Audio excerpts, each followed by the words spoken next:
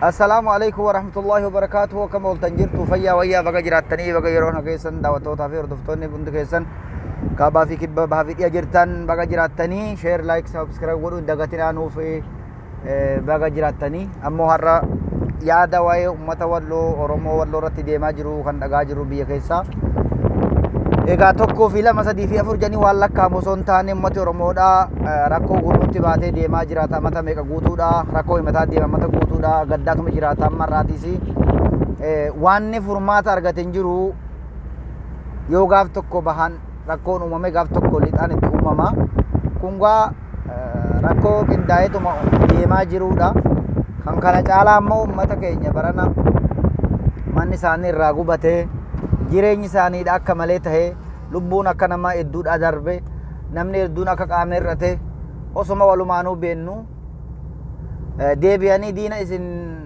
nu injifachiisaa kottaa jedhanii ummata keenya guuranii biyyarraa hanga tokko oofanii jiranii harka tumanii harka tumsiisanii egaa gaafa ummanni rakkatu callisanii gaafa ummata rakkoo mudatu calliseeti mootummaan kun gaafa dhimma isaatii fi gaafa rakkoo isaadhaa qofa ummata keenyatti fayyadamuudhaan kan beekamu haa ta'uuti immoo har'aas ummati Oromoo walloodhaa rakkoo keessa galee jira rakkoon kuni gaarii miti nuuf ummata keenyaaf gaarii miti ummanni keenya lola kana irratti hirmaatuun qabu irraa wal qusatuu qaba silaa waan hulaa dhuftee fi waan dirqama taate silaa akka ta'uun qabu namni garuu lolli amma deemaa jiru kuni gaarii miti ummati kuni walitti amantiin keenya tokko talammata ammoo barana gaafa ummanni ofattummaadhaan jiraatu kuni ummata keenya irratti tarkaaffii fudhata waraanaan walii galee mootummaan abbaa irreedhaa kabaja Oromoon qabne kun gaafa ummata keenya irratti lola labsee ummati Affar kun ummata keenya wajjin hanga tokko wareega kaffalee jira jecha dhageenya haa ta'uti ammoo ammas baalageenis isaan keessanii argamti wanni kun gaarii miti ummata keenyaa kaaba bahaanis dhihaanis yeroo hunda yoo rakkoo uumame irratti hirmaatu kan ta'u taate numa miidha jechuu barbaadeeti kana egaa wanni godhan hin jiru silaa waan hulaalama dhufe namni ofirraa deebisuudhaaf tattaaffii godhata haa ta'uti har'a immoo federaalatuun ijoollee keenya gama tokkoon miidhe kan jedhan dubbatanii egaa ummanni keenya duraanuu injifatamuun injifataa ofirraas diina ni deebisaa garuu immoo kan ummata keenya dararu ummata keenya rakkisu warroota fakkaatanii ummata fakkaatanii jiraatan ummata gaafa kan diina tumsanii ummata keenya irratti tarkaaffii fudhatan isaan tundachi balleessaa jira haa ta'uti ammaas ammoo wanni deemaa jiru kun gaarii miti gaasilaa rakkoo dhuftee hulaa nama dhuftee namni waan godhuun qabu numa lola ofirraahi inuma tattaafata meegaa hanga namni keenya madaa'ees hanga namni keenya irraa wareegamees hin dhageenye hunda walii galattuu dhaggeeffannee dhageenye odeeffannee walitti deebina hanga sanittuu ummanni keenya lola Affar irratti deemu kanarraa of qusachuu qaba jechuu barbaadeeti hanga danda'e garuu mootummaan gaafa dhimma isaadhaa hiriira baasu ummatatti hiriira bahu gaafa dhimma isaadhaa kottaa naaf lolaa jee waamu gaafa dhimma isaadhaa kottaaf na harka tumaa jee waamu ummanni keenya gaafa rakkate manni isaa gubate hin dirmanneef gaafa ummanni keenya lolamu hin dubbanneef har'a ammoo garagalee ammallee lola deemaa jiruuf ammoo ummata karaatti saba isaa kan kufe kaasuuf deemu rakkoo jirtu waan isaa hubachuudhaaf deemu irratti tarkaaffii fudhatee mootummaatuun ummata keenya darare ummata keenya hedduu madeesse ummata keenya hedduu ajjeese jechuudha.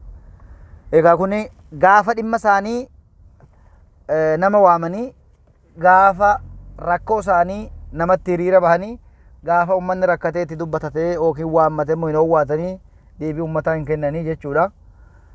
Kuni amma kana rakkoo deemaa jirtu kana kan godhaa jiru kan ummatatti rakkoo uumaa jiru baay'inaan warra ergamtoota diinaati. Diinni eenyu silaa walumaanuu beeka kan biyya bulchaa jiru kana malee abbaan biraan jiru haa ta'uti ummata immoo qotee bulaa kaadiree isaanii ta'anii jiraatanis tahee warra hubannoo hin qabnes tahee kottaatii Tigree lola juntaa lola jedhanii harkatti tumanii ummata keenya guuranii irraa ofuun sunis hir'inumaaf jechuudha. Bahaan lolli jiraa lixaan lolli jiraa ummati yeroo hundaa rakkoo kana keessa jiruuti kanarra irraa fuudhanii ummata keenya irraa hir'isuudha kuni malee wani nu dabalu hin jiru jecha. Gaafa diinni nutti bobba'u firan qabnu gama takkaan ofirra jiru hin jiru.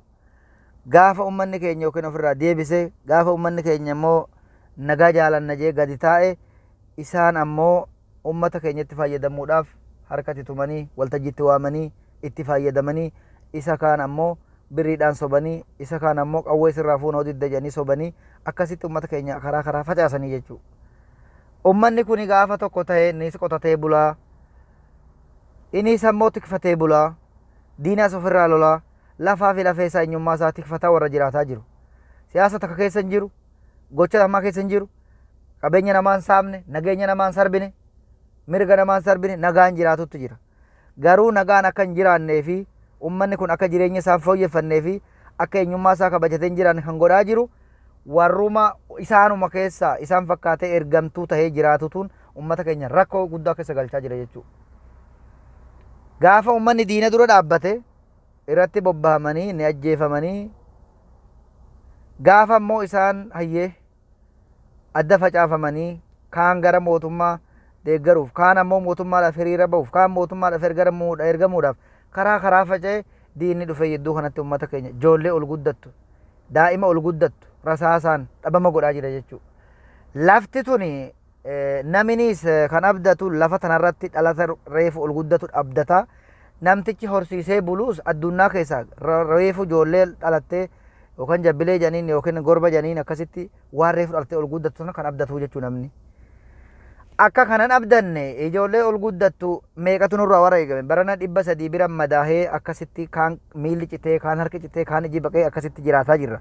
Manni isaanii gubatee 200 fi nusaa olituun lubbuu dhabee akkasumatti teenyeeti gaddinee taaziyaan baate bututtuun oduun buufamin har'a geenye. Deebi'anii juuntaa lollaa kottaa janii liyyoolee amaaraa dhiyan gaddan ololeef ummata keenya guuranii geessaniif. Kunumti nurraa hir'isuudha, ummata keenya laamsessuudha, ummata keenya laaffisuudha. Yoo qawween kennine bakka teessuun qabdu janii dirqanii deeman. Kaan ammoo wallaalumaan maallaqaan soobamee deeme. Kaan ammoo aangoo qabdaa aangoo keessatti fayyadam janii guwwomsanii oofanii jechuudha. Nun ilaallatu. Nuti bahaanis lixaanis diina qabnaa beekamaadha.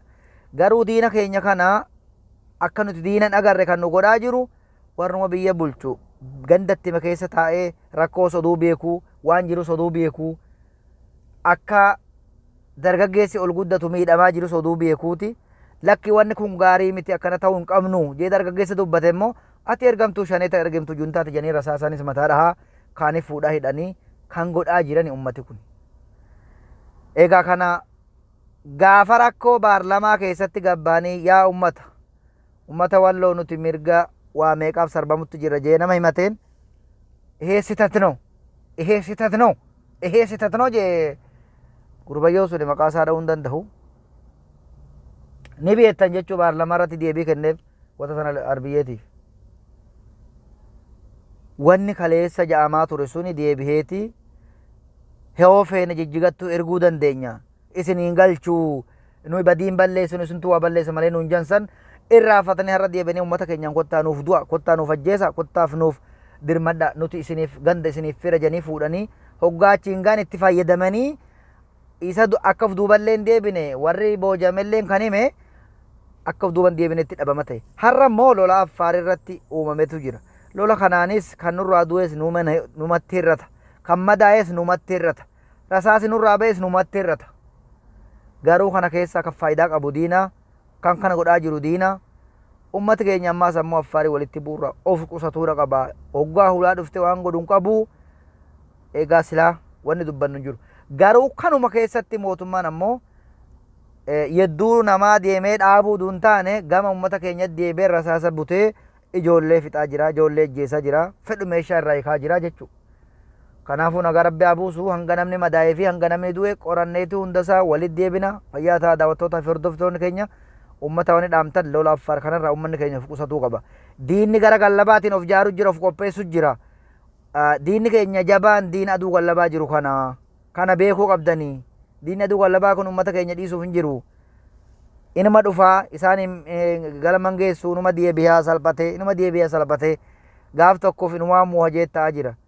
Nama jaarsa janqabne mana keessatti hin dhiifne, nama daa'iman dhiifne, nama dubartii hin dhiifne isaanii diina gara gallabaa kanatti of jabeessuudha malee diinni gara subii kuni afaanis ni beekaa, amantis ni beekaa, tana beekaadha. Kuni dhaamsa kiyya. Fayyaa taa jiraadhaa. Oolmaa gaarii jenna. Assalaamu alaikum.